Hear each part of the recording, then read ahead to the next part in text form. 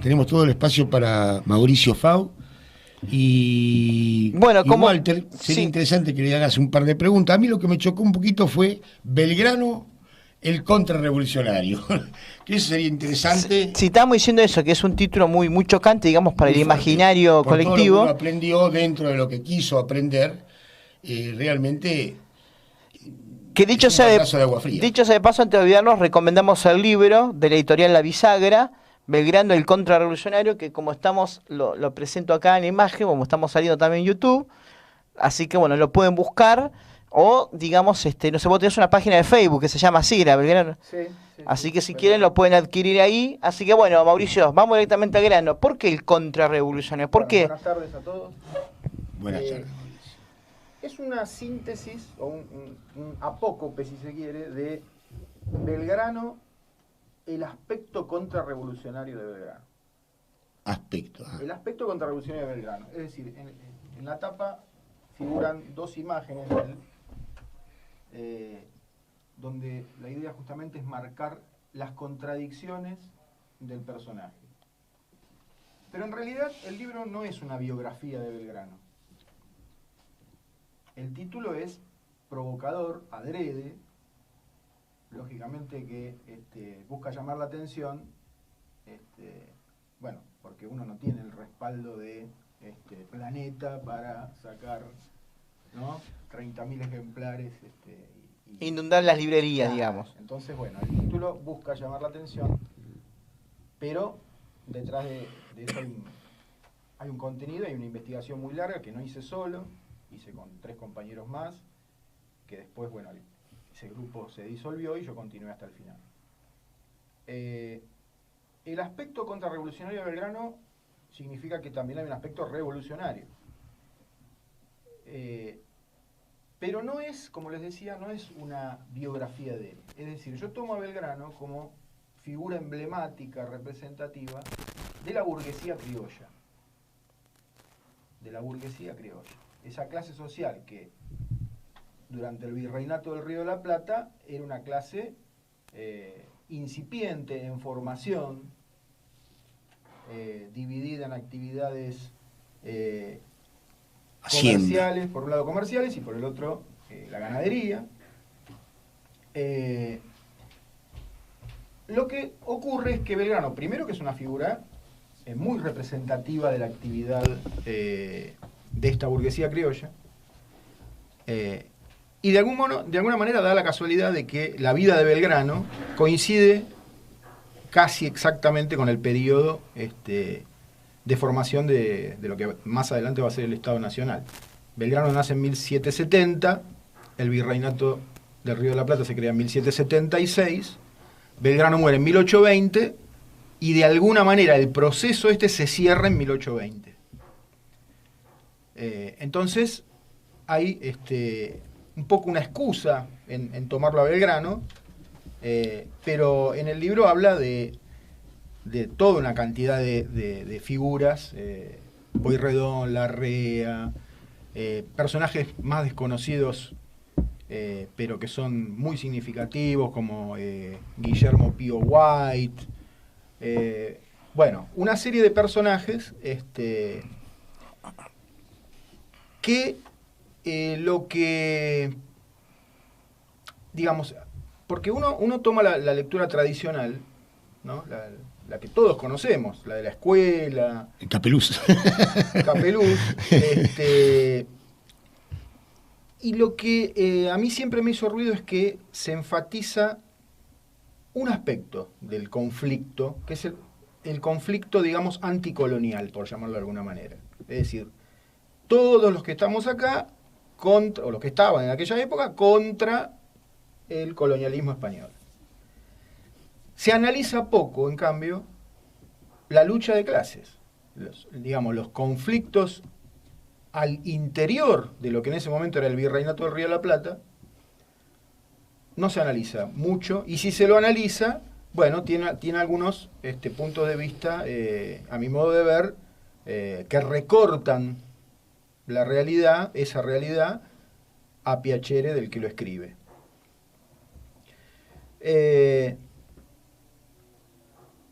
se pueden decir un montón de cosas. Yo quería decir, si querés, para orientarte, ¿no? en ese montón de cosas, ¿cuál es el proyecto político que tenía Belgrano? Es decir, Belgrano quería ser independiente, perfecto. Nos independizamos de España. ¿Después qué? ¿Cómo quería organizar él? El tema era, Belgrano, la burguesía criolla en general,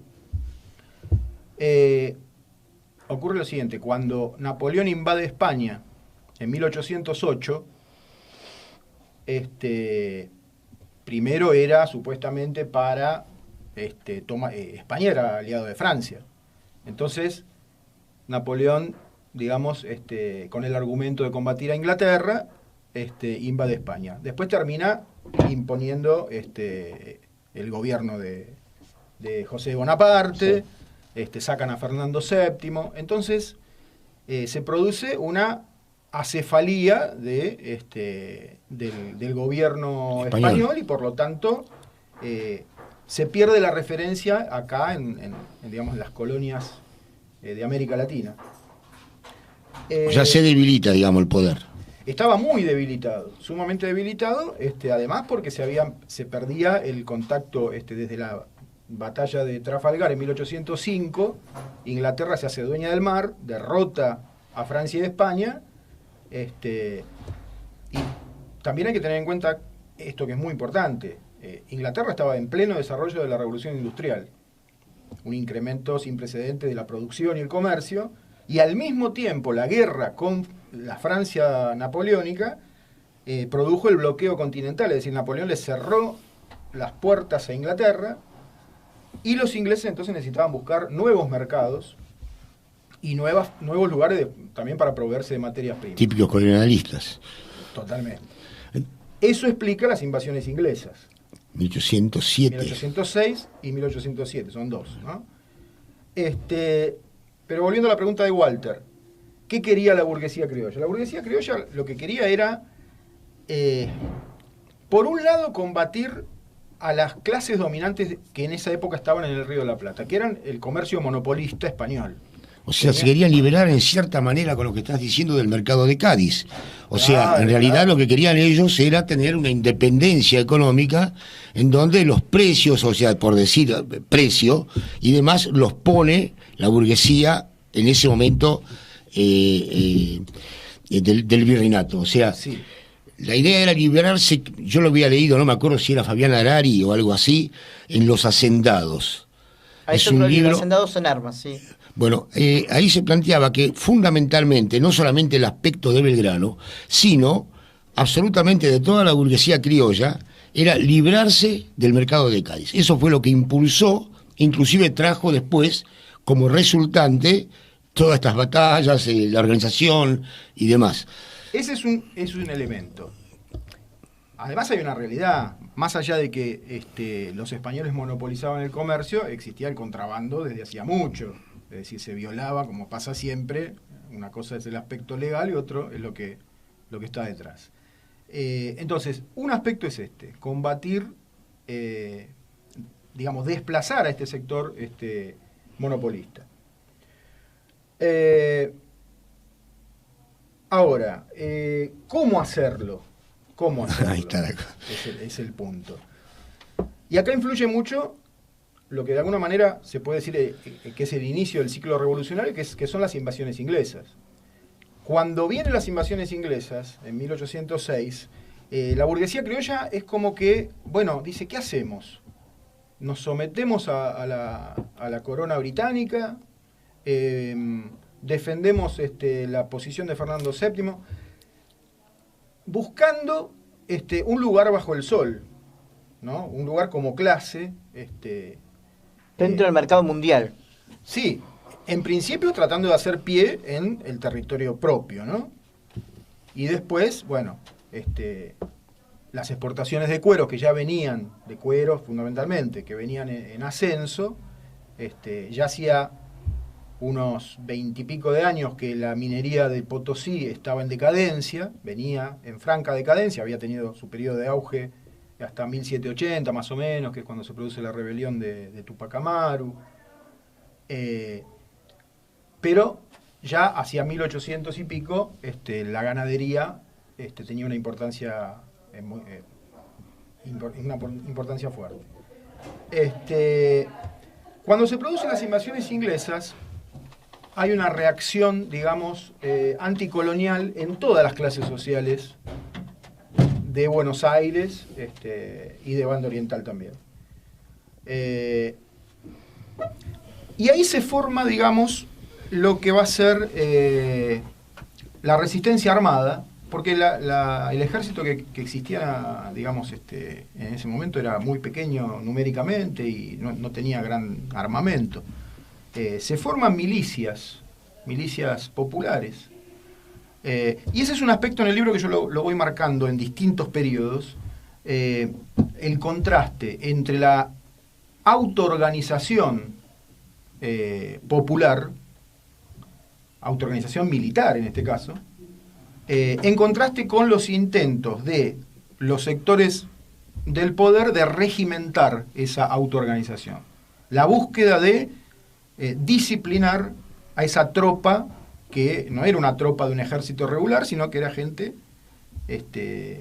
gauchos, negros, indígenas, pueblo en general, que repudiaba esa invasión británica y se sumó a la resistencia. Sectores de esa burguesía criolla se entregaban en forma totalmente genuflexa digamos, hay un reconocimiento del rey británico, lo reciben con los brazos abiertos, el Te Deum, y grandes veladas de las familias tradicionales, y eso también generó el repudio mayor todavía de sectores populares, que bueno, que lo veían como una ignominia, como una entrega. Y entonces, en esa resistencia, sectores de la burguesía criolla, donde estaba Belgrano, donde estaba Castelli, que era el primo de Belgrano, y otros próceres, van viendo la posibilidad, es como que van barajando varias alternativas, y no es que tienen ya delineado con claridad un programa político. Van barajando. Entonces, algunos dicen, bueno, vamos con los ingleses. Otros dicen, bueno, no, resistamos con el apoyo popular, y generemos las condiciones para una autonomía, sin declarar la independencia todavía, porque no se sabe si Fernando VII va a volver o no. En ese momento todo pintaba que no volvía Fernando VII, hacia 1800. Porque estaba Napoleón en el poder, y Napoleón era invencible hasta esa época. ¿Nombres? ¿Cómo? Es decir, nombres, vos estás nombrando distintas estrategias. Algunos dicen, bueno, acerquémonos a Inglaterra, otros dicen no. Sí. Nombres. ¿Quiénes apoyaban qué cosa? Lo que pasa que, por ejemplo, Belgrano... según el momento, claro, hay mucho vaivén, claro, en varios, hasta Mariano Moreno hasta 1809 era el abogado de Álzaga, que era el monopolista, el comerciante monopolista español más importante. En 1808, después de las invasiones inglesas, cuando ya son derrotadas las invasiones inglesas, con el importantísimo peso de estas milicias populares, que de hecho imponen a un virrey, que es Liniers, sacan al virrey anterior, y ese virrey no tiene el aval de la corona española, o de lo que quedaba de la corona española. En 1808, después de este proceso, aparece el movimiento del carlotismo, los carlotistas. Es decir, ¿quiénes son los carlotistas? Belgrano y otros dirigentes, como Pueyrredón, que dicen, bueno, no está Fernando VII, busquemos una salida negociada con la princesa Joaquina Carlota, que era la esposa del rey portugués, que se habían escapado, ellos y todo un sector... y estaban en Brasil. Estaban en Brasil, habían venido un montón de gente de la burguesía portuguesa y militares. Y entonces esta Carlota, de alguna manera, quería apropiarse del trono del Virreinato del Río de la Plata. Era la hermana de Fernando VII. Y entonces los carlotistas de Buenos Aires impulsan durante 2 años más o menos, 1808-1809, que Carlota sea la nueva reina, digamos. Es decir, como verán ahí, hay un planteo que no tiene nada de independentista. Al final quieren instalar una monarquía. Totalmente. Es más, cuando se producen los levantamientos en 1809 en Chuquisaca y en La Paz, Chuquisaca es un levantamiento de sectores medios, estudiantiles y demás. La Paz es un levantamiento más popular, con importante componente indígena, denunciando al carlotismo como una nueva forma de sujeción. Belgrano dice: hay que aplastar estos movimientos. Es decir, está documentado, digamos, todo lo que yo pongo en el libro está en archivo, digamos. Está en archivo, y lo sorprendente es que esos archivos son públicos. Están publicados por Mitre, en los famosos anexos de su libro, del primer libro de historia argentina, o son cartas de Belgrano publicadas por la Academia Nacional de la Historia. Son cosas irrefutables, claro, o sea que hasta ahora tenemos un Belgrano que es promonárquico y quería pasar de dominio español al dominio portugués, digamos, ¿no? Digamos, sí. Belgrano y el grupo, digamos, de los carlotistas. ¿Y después eso va cambiando con el tiempo? Vos mencionaste 1809. ¿Eso después va cambiando? Cambia en 1810, cuando se produce la Revolución de Mayo. Uh-huh. Ahí la línea... ¿por qué cambia? A ver. Porque Inglaterra le bajó el pulgar a eso. Ya hubo varios cabildos abiertos en ese interín, desde 1808, 1809 y llegar a 1810. ¿En dónde? ¿En Buenos Aires? Sí, en el Río de la Plata. En 1809 ya hubo un cabildo abierto en donde se estaba gestando justamente el querer independizarse. Sí. Totalmente, o sea... Bueno, terminá y después lo comento. Tengo una apreciación al respecto. Dale. Inglaterra le baja el pulgar a esta negociación con Carlota, y Carlota termina denunciando a los carlotistas por conspiración, los vende, digamos, de alguna manera, y entonces el proyecto ese queda encajonado, digamos, ¿no? Y entonces ahí aparece el movimiento de Mayo, ¿no?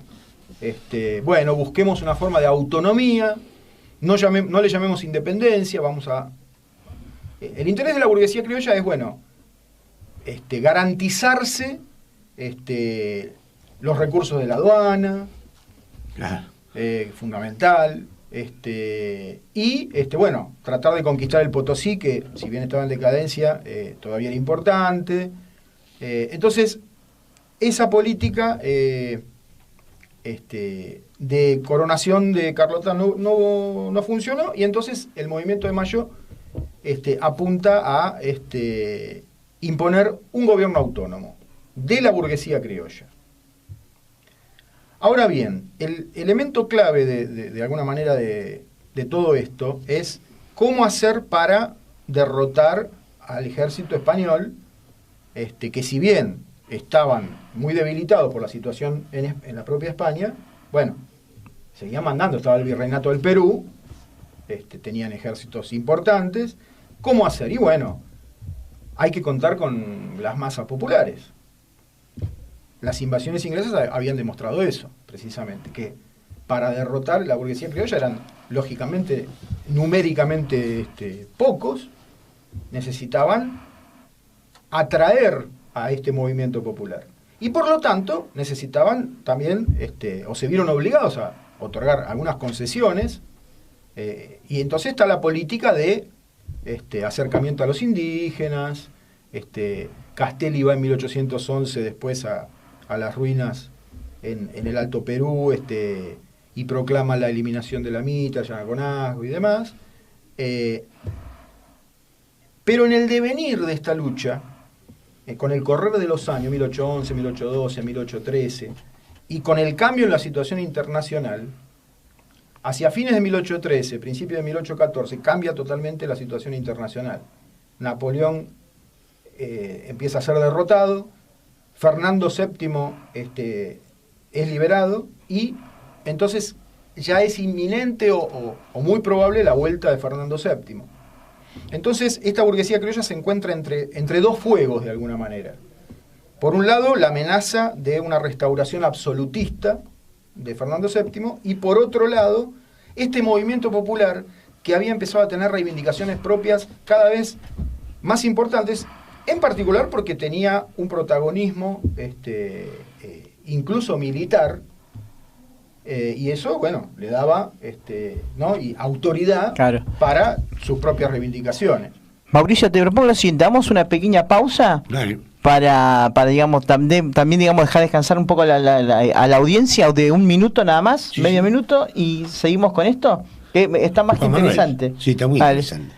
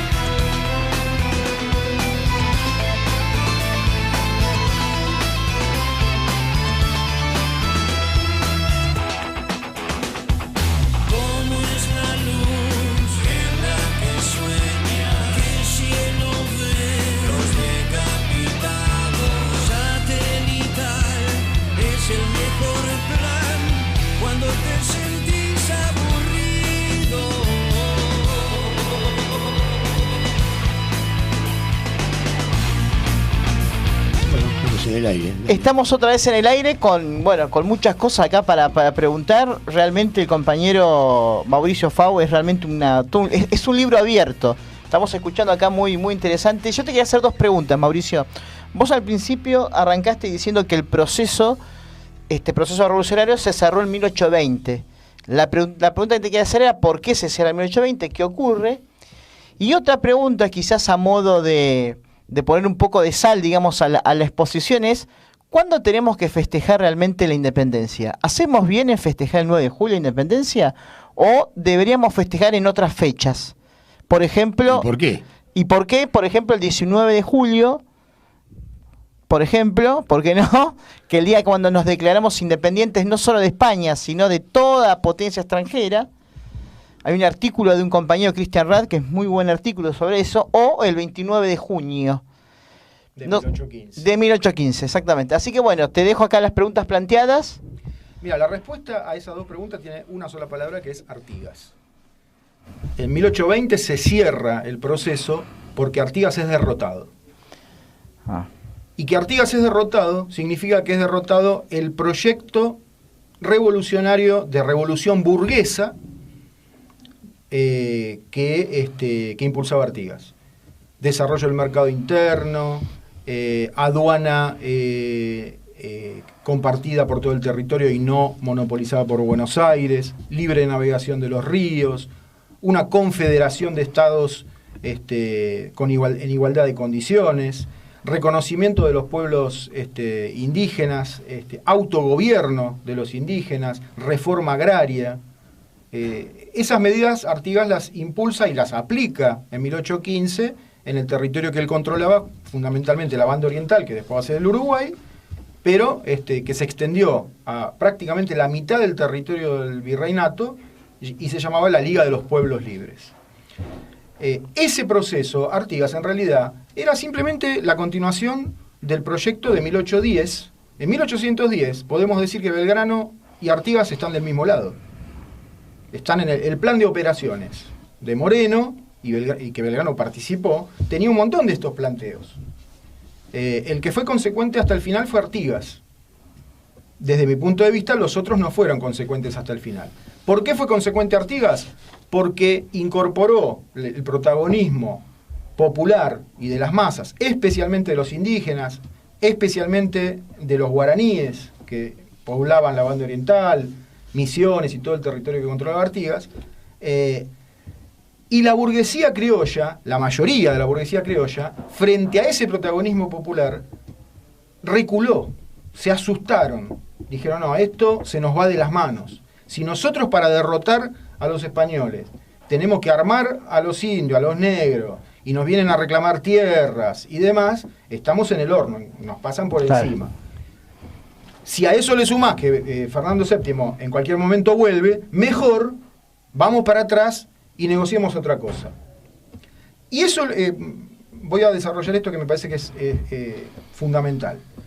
En 1815, fines de 1814, el directorio envía una misión diplomática a Europa, que se desarrolla durante todo 1815.